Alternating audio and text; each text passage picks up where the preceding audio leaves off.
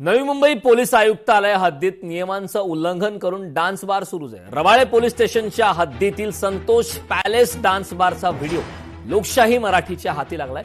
नियमांचं उल्लंघन करून संतोष पॅलेस डान्स बार सुरू आहे। रबाळे पोलीस स्टेशन पासून फक्त 100 मीटरच्या अंतरावर हे डान्स बार आहे। त्याचबरोबर रेसिडेन्सी परिसरात डान्स बार सुरू असल्याने अनेक वेळा यावर कारवाई करण्याची मागणी केली, मात्र रबाळे पोलिसांकडून कोणतीही कारवाई केली जात नाही।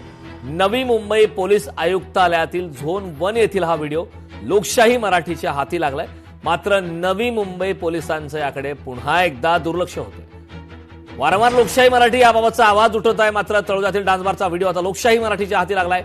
नवी मुंबईमध्ये सर्रास डान्स बार सुरू आहेत, मात्र पोलीस मूग गिळून गप्प आहेत का, हा प्रश्न आता विचारला जातो।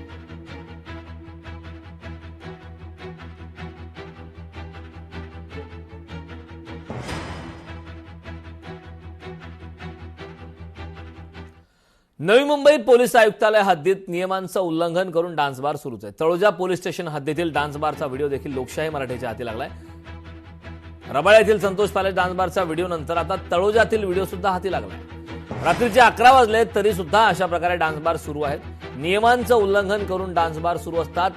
रात्री उशिरापर्यंत हे डान्स बार सुरू असतात। सर्व व्हिडिओ हे रात्रीचे आहेत। लोकशाही मराठी कोणतेही जुने व्हिडिओ दाखवत नाही। पोलिसांकडून कोणतीही कारवाई केली जात नाही। नवी मुंबई पोलीस आयुक्तालयातील झोन 1 आणि झोन 3 मधील हे व्हिडिओ लोकशाही मराठीच्या हाती लागलेत। लोकशाही मराठीने वारंवार या गैरप्रकाराबाबत आवाज उठवलेले आहेत, अद्याप सुद्धा आवाज उठवतोय आणि मात्र नवी मुंबई पोलिसांचं याकडे दुर्लक्ष होत आहे। सर्रास डान्स बारचा हा गैरप्रकार नवी मुंबईमध्ये सुरू आहे।